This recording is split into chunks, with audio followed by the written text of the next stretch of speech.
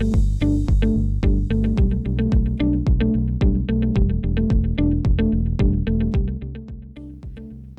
buenas tardes, queridos amigos y amigas. Estamos aquí en su programa Tips Inmobiliarios, como todos los lunes.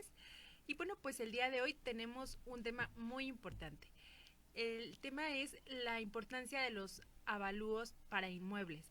Y por ese motivo trajimos aquí a nuestro especialista, el arquitecto Luis Feria, que bueno, pues él ya tiene una amplia experiencia en este tema. Él es urbanista especialista en evaluación de bienes inmuebles.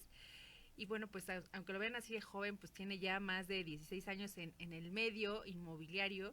Y bueno, pues él ha hecho avalúos para algunos bancos, para la SIF, que es la Sociedad Hipotecaria Federal, para Banorte, para HSBC. Y bueno, pues te agradecemos que nos hayas dado esta oportunidad de compartir con nuestra audiencia todos los conocimientos.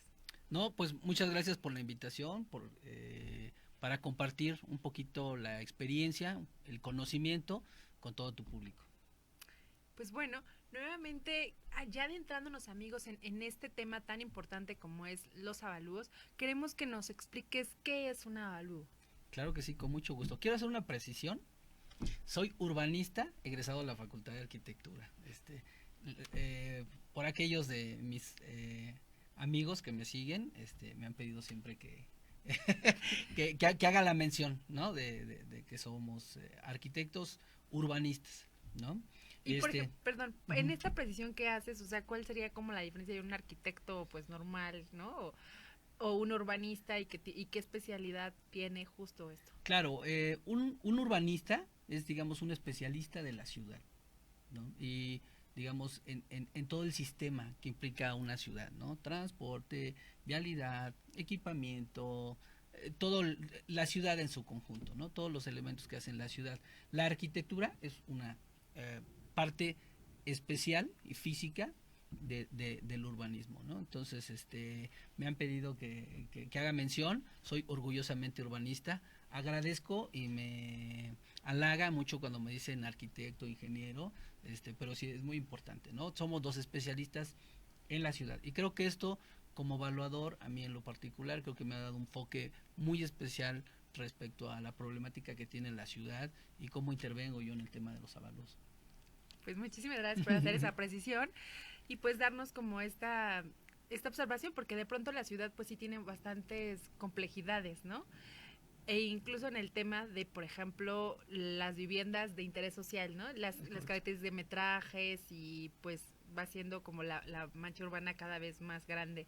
Pero bueno, andando nuevamente en Sí, materia, perdón. ¿nos puedes justo explicar a toda nuestra audiencia qué es un avalúo? Claro que sí. En síntesis, un avalúo es un documento, es un dictamen que hace una especialista en la materia, sobre el valor de un bien inmueble. Puede ser vivienda, un tema comercial, un tema de servicios, un hotel, un local comercial, una bodega, un terreno.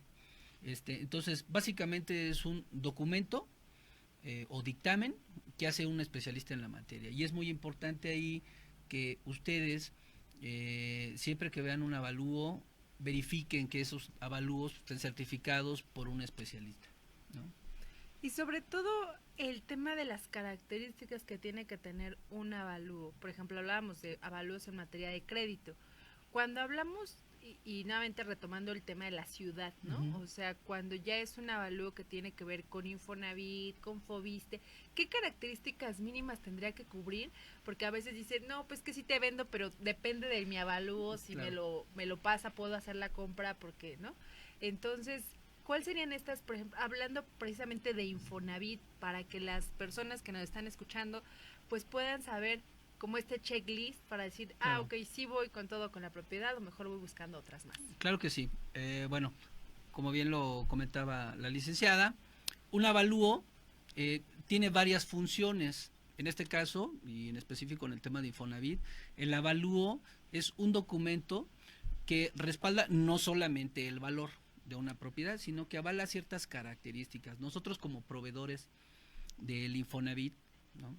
En específico, sabemos cuáles son las características que tiene que tener una vivienda. Entonces, muchas veces somos el primero en entrar en contacto ya en específico con el tema de la revisión de documentación, en el específico con el tema de la revisión de la vivienda, del inmueble, y también somos unos orientadores. Entonces, el avalúo no solamente habla sobre el valor de un inmueble, sino sobre su viabilidad para el instituto. Al final del día, para el Infonavit, el avalúo es si el inmueble cumple con las condiciones de crédito y aparte cuánto vale, ¿no? Entonces, se vuelve muy importante, ¿no? Este documento, porque es el punto de partida para decir si un crédito es viable o no, en el sentido del inmueble, más que el del acreditado, porque el acreditado puede tener el ahorro, ser sujeto de crédito, tener la capacidad de pago, pero la vivienda que desea no ser sujeta, ¿no? De ser una garantía. Y hablándonos de una garantía, entonces, ¿cuál sería como estas palomitas que tendrá que tener en metraje, en vida útil, ¿no? Porque a veces decimos, Claro que bueno, sí. es que la propiedad ya tiene más de 100 años y todavía aparece para crédito porque pues tiene características de remodelaciones y demás. Pero ¿cuál serían estos, te digo, como checklist para que la gente Claro. diga? Pues lo primero que debería uno de revisar cuando quiere adquirir una vivienda, y que es el checklist que se hace con el avalúo, es la superficie mínima que acepta el Infonavit son 38 metros. La norma, la ley de vivienda, la ley de vivienda federal, considera que deben de ser 40 metros cuadrados. Sin embargo, el Infonavit tolera, digamos, tiene un rango de tolerancia de 38 metros.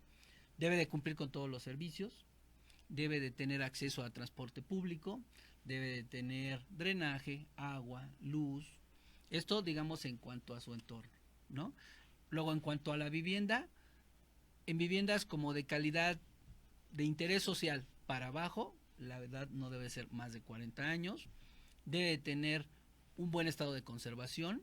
Básicamente la vivienda tiene que estar en condiciones de que el acreditado o el derechohabiente pueda entrar a hacer uso de la vivienda, pudiera ya hacer todas sus actividades, bañarse, hacer de comer, dormir y estar en un espacio seguro, ¿no? Y por ejemplo, en las cocinas, tendría que tener tarja, cocina integral, closets, baños con cancel. Digamos, la condición básica es una tarja, ¿no? Una tarja es lo básico que debe de tener una cocina, incluso ni siquiera estufa, ¿no? Porque la estufa es un mueble. Entonces, en cuanto al inmueble, sería una tarja, que es el requerimiento mínimo. Eh, los baños deben de tener puerta, no es necesario que tengan closets, pero sí deben de tener ventanas, deben de tener luz, deben de tener acceso a los principales servicios, ¿no? Ahora hay para el otorgamiento de requisitos, la vivienda tiene que entrar en unos polígonos que se le llaman de consolidación urbana. Hay muchas viviendas que se venden o promueven en zonas periféricas de la ciudad, pero esas zonas pues a veces carecen de transporte, carecen de algunos servicios, y entonces en digamos, búsqueda del gobierno de encontrar o promover una vivienda mejor equipada, han puesto, digamos, como condición a las instituciones públicas, llámese Infonavit y Fobiste, a que deben de caer en esos polígonos. Si no caen dentro de esos polígonos, pueden quedar fuera, ¿no? Y no solamente hay viviendas de interés social, sino hay viviendas, digamos, como de gama alta, que también se construyen en estas zonas, ¿no? Pero bueno, ahí ya no están sujetas a un subsidio del gobierno, entonces el gobierno no pone, digamos, como condiciones. Y por ejemplo, el tema de la vigencia, ¿no? O sea, tú haces un avalúo, ya entregas el dictamen. ¿Cuánto tendría la persona de vigencia para poder ejercer su crédito con ese avalúo que tú nos des? Claro, los avalúos institucionales de crédito, incluso fiscales, tienen una vigencia de 6 meses, ¿no? Siempre se les recomienda a los clientes que el avalúo lo utilicen en los primeros 3 meses, a partir de que se le entrega en los primeros 3 meses, para que en el proceso no se les venza, ¿no? Suele pasar que, digamos, esperan casi hasta el límite y hay que hacer la renovación, ¿no? Y entonces, pues puede haber cambio de muchas condiciones. Entre otras, es el valor de la vivienda, ¿no? Que ya haya algo que esté en sistema y cambie. Bueno, la verdad que en 6 meses puede variar muy poco.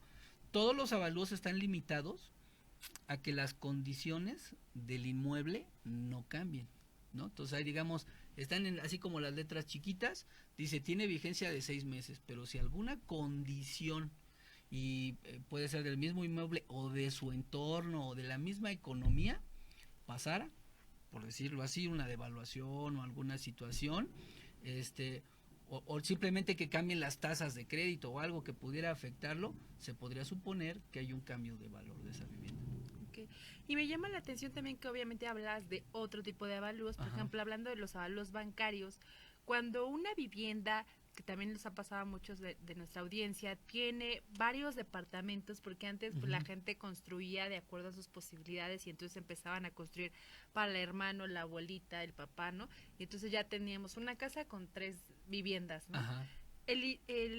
Las instituciones bancarias aceptan estos inmuebles que tienen más de 2 o 3 viviendas. Sí, cada banco tiene sus propias políticas. Diré que no es comercial.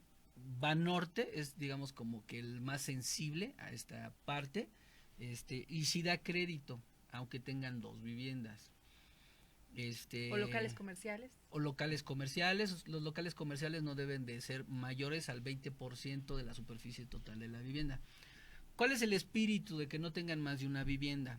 Es que no haya conflicto en la entrega de la misma, ¿no? Aquí partimos, por ejemplo, en el caso de Infonavit y Fobiste, que son viviendas que tienen en muchos sentidos subsidios. Cuando las viviendas tienen más, bueno, cuando los inmuebles tienen más de una vivienda, pudiera pensarse que es como para hacer negocio, como si fuera uno a poner las rentas. Esa es una, que no puede ser para negocio, y 2, que no haya conflicto en la toma de la posesión del inmueble. Sabemos que pues una persona que renta tiene un derecho de tanto, y entonces si nosotros valuamos un inmueble que tiene varias viviendas, podríamos suponer que habría un conflicto en el momento de la formalización, y muy probablemente las rentas se continuarían. Entonces el comprador podría tener ese tipo de situaciones, cosa que pues el banco desea evitar, ¿no? O las instituciones desean evitar. Por eso Banorte es como que el más sensible a digamos, como dinámica muy mexicana del desdoblamiento de las familias, cosa que sucede en nuestro país muchísimo, y entonces, por eso, asimilando o entendiendo cómo es su mercado, han generado un producto que permita darle crédito a estas viviendas, ¿no? Que tienen un localito, o tienen 2 viviendas. Y aprovechando que eres urbanista y hablando de la vivienda ciudad, ¿qué opinas de la gentrificación y qué impacto crees que ha tenido en los avalúos? Claro, bueno, es todo un tema, o sea, podríamos estar en un programa hay toda una discusión, es un tema tremendo, hay sus detractores y pues gente que no necesariamente lo defiende, pero lo entiende que es un tema, digamos, natural, ¿no? Se da por extranjeros, se da por gente de mayores recursos, ¿no? Siempre buscando estar en las zonas mejor servidas, más, digamos, mejor servidas en todos los sentidos, ¿no? O sea, servidas en cuestiones de transporte, pero también servidas en cuestión como de plazas comerciales, vialidades, por ejemplo, no sé, la Ciudad de México, el tema de la Condesa, la Roma, que son muy atractivas, su dinámica cultural, su dinámica, digamos, en el contexto urbano, las vuelve muy deseables, ¿no? Y entonces, por eso yo te decía que como que qué relación hay con el tema de los avalúos, porque de pronto pareciera que hubo una burbuja inmobiliaria, ¿no? En Condesa, en Roma, incluso en Polanco, que bueno, pues hace 10 años estaban en 1 o 2 millones y hoy ya están en 8, ¿no? O en 7. Entonces, la pregunta va enfocada justo a esta parte de la gentrificación. O sea, dices, bueno, pues ya tienes muchos servicios, ya tienes una plaza comercial al lado, entonces ya mi plusvalía va a subir y ya mucha gente dice, no vendo ahorita porque va a subir en un año porque ya van a tener la plaza o el IFA o lo que sea, ¿no? Claro. Entonces, ¿tú qué opinas del tema de avalúos en relación a la gentrificación, sobre todo en estos puntos que acabas de tocar? Bueno, el tema lo veo yo desde 3 ángulos. 1, primero como urbanista, 2, después como evaluador. Y tres, también para mí es muy interesante el tema de la inmobiliaria, el tema inmobiliario. Lo que sí es que el mercado inmobiliario está cargado de un grado muy alto de expectativa y de especulación, ¿no? El valor que se le da a los inmuebles es una pretensión, pero esa pretensión se incrementa cuando ves la demanda, o sea, cuando ves que empiezan a llegar extranjeros o cuando ves que empiezan a construir edificios gigantes, entonces dices, pues si los departamentos de ahí están en 3 millones, pues yo voy a pedir tanto por mi terreno. Es importante. O empiezan a ver que empiezan a llegar unos extranjeros y dicen, empiezan a desalojar a los inquilinos actuales y empiezan a querer rentar más alto. Entonces se da este tema como de especulación y se va haciendo una burbuja. Es muy importante aquí, digamos, para todos los inmobiliarios, que siempre estamos sujetos como que a la demanda de los propietarios y dicen, yo vendo mi casa a 10 millones.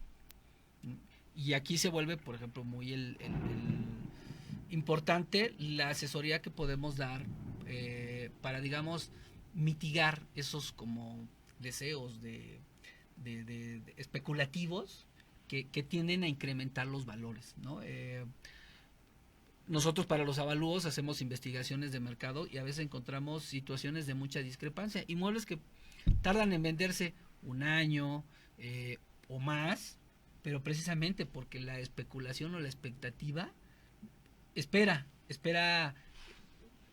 llegar a esa pretensión. Pero lo cierto es que se van vendiendo los que están como que en valores razonables, ¿no? Que el apetito de compra hace que pues los desarrolladores, la gente que quiere comprar un departamento o una casa, se animen por esa compra, ¿no? Sobre todo lo que nos llama mucho la atención, esto de acá decía el arquitecto Luis Feria, es esto, ¿no? Que de pronto nos dejamos guiar porque la abuelita vende en 5 millones, entonces yo quiero 3, ¿no? Y quiero 4, entonces, pero es un tema estimativo a veces y que el valuador pues no dice que eso cuesta. Pero aquí, ojo, quiero que nos amplíe la información a toda nuestra audiencia. Ya hablábamos de que la capacidad mía, ejemplo, yo tengo una capacidad de 3 millones de pesos, pero el avalúo sale en 2 millones. Entonces a mí el banco o el Infonavit no me va a prestar los 3 millones, aunque mi capacidad la tenga. Ahí cómo funciona para que podamos tener esta información como más expedita, dicho de un arquitecto, ¿no? Claro. Porque pues pareciera confundirse, ¿no? Claro. Es muy importante separar el acreditado de la garantía. Y muchas veces el acreditado tiene capacidad para comprar un inmueble de mayor valor. Pero la opinión, este dictamen llamado avalúo, es la garantía para la institución, llámese banco, Infonavit, Fobiste, gobierno, cualquier entidad que lo haya pedido, como una base de confianza. No hay que olvidar que el crédito al final del día es crédito y claro, entonces el acreditado está obligado a pagar eso. Pero el avalúo tiene que responder a su contexto real. Es muy importante ahí el tema de ni subvaluar ni sobrevaluar, porque digamos estamos ante dos entidades, que una es la fiscal, que es para el tema de los impuestos, y la otra es el del crédito. Entonces, si nos movemos mucho para alguna de las bandas, podríamos estar, digamos, creando una situación inconveniente para alguna de las dos áreas, que realmente podría ser inconveniente para nosotros, ¿no? Sobre todo esta parte que me llama mucho la atención, arquitecto Luis Feria, es esto de que de pronto nosotros tenemos un valor pretendido, ¿no? Y realmente es algo que yo creo que ahorita la que está regulando esto es la tesorería, y por eso ese es el avalúo positivo. Háblanos un poquito de esto, porque antes no existía, ¿no? Y ahora ya, como pues ha habido estos temas de que pues es más alto, más bajo el valor y demás, entonces ya no solamente es el avalúo que tú nos das, sino también pasa como a otra área. ¿Nos puedes explicar esto? Claro que sí. Para efectos fiscales hay una regulación en la Ciudad de México que busca auditar, hacer una especie como de auditoría sistémica a los valores que se declaran en los avalúos. Sin duda, la tecnología alcanza todas las ramas profesionales, y la evaluación no se escapa de ello. Entonces, la ciudad, en este ánimo de recaudar mejor, busca primero controlar el tema de los avalúos. Si bien es cierto, somos gentes de prestigio, si bien es cierto, tenemos una acreditación, lo que busca la tesorería a través de esta, digamos, revisión sistémica es dar, digamos, una especie como de visto bueno, de manera muy ágil, a estos avalúos que se van enviando. Por supuesto que ahorita este sistema es novedoso, entró en el 2021 y ya, digamos, como tenido su curva de aprendizaje, tanto en el tema de sistemas como en la manera que se abordan las bases de datos, pero busca dar mayor certeza a todas las partes. Es muy importante, con independencia de este visto bueno, todos los evaluadores tenemos una responsabilidad en el tiempo sobre todos los avalúos que emitimos, y una defraudación fiscal o una evasión fiscal, eso puede llevar, y digamos, ahí entra el comprador y entra el evaluador. O sea, nosotros somos solidarios, ¿no?, en esa responsabilidad del tema de los impuestos. Entonces, la Ciudad de México ha implementado este tema de las constancias. No se puede firmar una operación inmobiliaria si no se tiene un avalúo con una constancia positiva. Es una instrucción que tienen todos los notarios y se vuelve una condición fundamental, ¿no? Y yo creo que esto va saneando el mismo mercado. Sobre todo también algo que quiero que nos precises, de pronto pareciera que decimos, bueno, quiero ponerle mármol, granito, una super cocina a mi casa y entonces la voy a vender 2 veces más, ¿no? Entonces, claro, para generar esto de plusvalía. Entonces, ¿hasta qué punto puedo yo invertirle a mi casa? Pero tiene que ver mucho la zona, ¿no? Porque claro, no es lo mismo que yo le invierta en una zona como Chimalhuacán, Nezahualcóyotl, o versus que le invierta en Santa Fe. Metro cuadrado, código postal es distinto, pero bueno, ¿qué nos puedes decir al respecto para que de pronto pues sí sea una inversión y no se convierta en un gasto y al rato ya sea tan caro que la gente, o sea, la ley de la oferta y la demanda pueda ser compleja? La gran mayoría, cuando construimos nuestra casa, si nos toca construirla o si la arreglamos, básicamente la arreglamos para nosotros. Entonces, el beneficio de tener un mejor WC, o tener una mejor llave de mezcladora, o un mejor piso, una mejor ventana, o una mejor luminaria, en principio se nos transmite por el mismo uso. O sea, es como si tuviéramos un bochito y le quisiéramos poner una silla así de carreras de la Fórmula 1. Entonces, mientras nosotros lo utilicemos, pues le sacamos provecho. Pero si lo hacemos con la intención comercial de vender, ahí es donde pierde uno, porque como bien lo decías, el código postal, yo le llamo el ticket, pues está así, realmente es en esta zona de la ciudad, el ticket es de casas de 350,000 pesos, ¿no?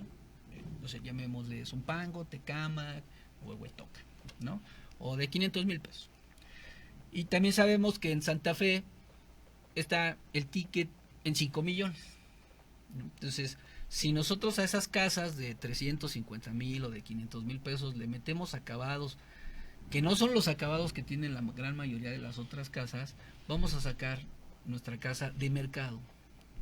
Y eso, pues, pues contribuirá tal vez a una pérdida, o en el ánimo de quererlo reponer, pues la vamos a poner en 800,000 pesos o más, y va a ser la última casa que se vende. La gran mayoría prefiere comprar algo que esté en zona y acondicionarlo, ponerle su silla de la Fórmula 1, pero ellos le van a sacar provecho.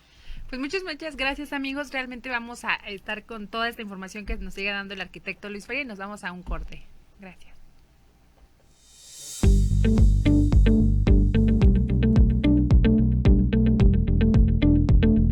Pues muchas gracias nuevamente, amigos. Estamos aquí en su programa Tips Inmobiliarios y queremos hacer una pregunta medular a nuestro arquitecto que hoy tenemos, al licenciado Luis Feria.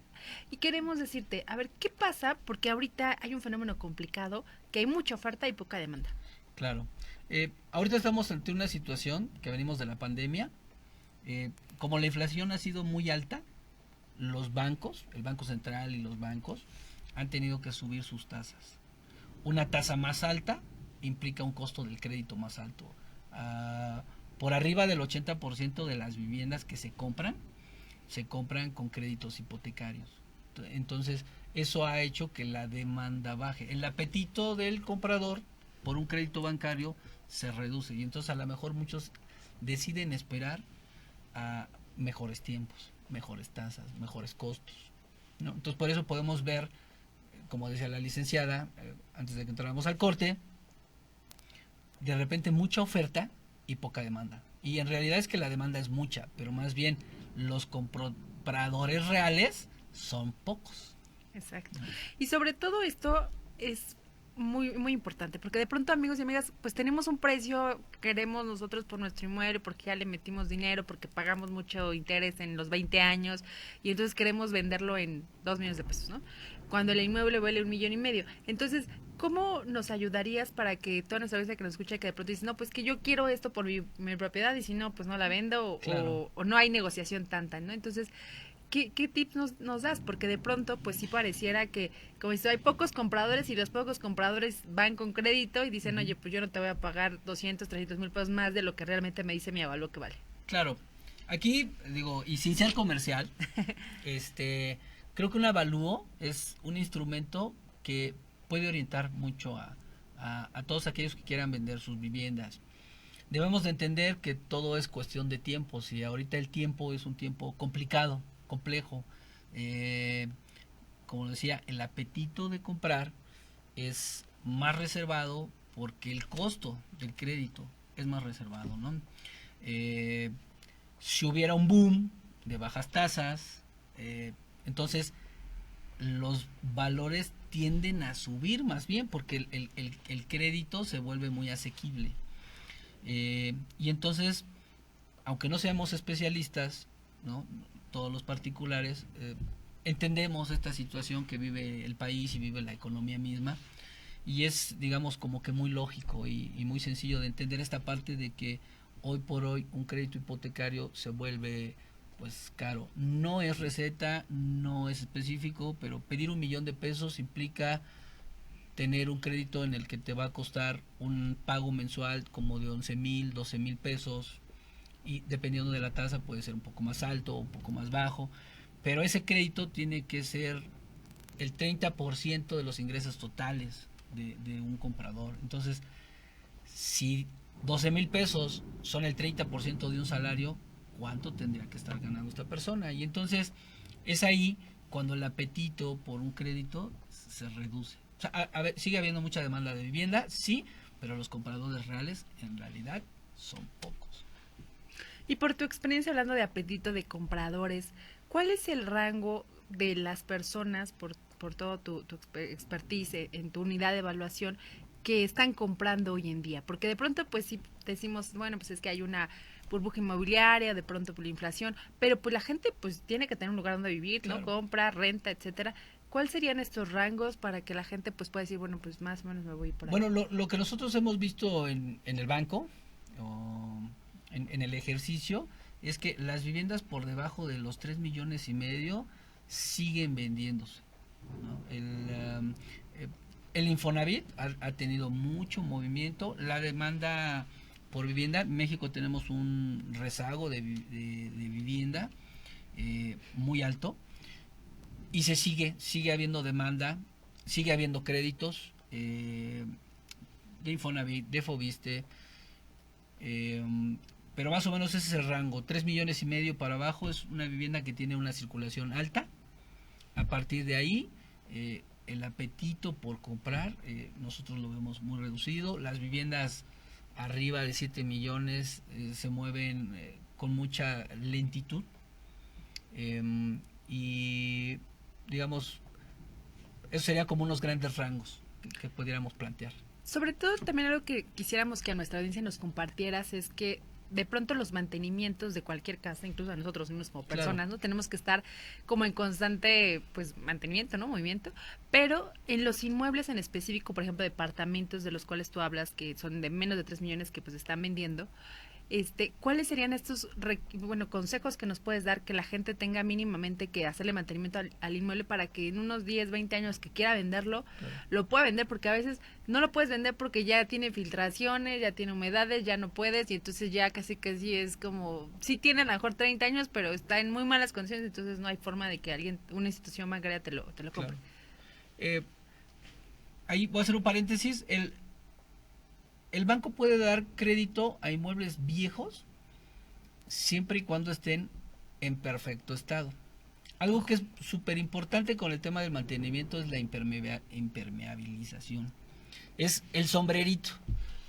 Si un inmueble no está bien impermeabilizado, vienen las filtraciones y de ahí empieza a hacer sus efectos en lo que es el acero, en lo que es las instalaciones. Entonces yo les diría, lo primero que deben de hacer es hacer la inversión en el tema de la impermeabilización. Es fundamental. El tema de la pintura, los baños, pueden ser baños que sean de 1960, pero cambiar todos los artículos que llevan adentro, eso le da muy buen mantenimiento.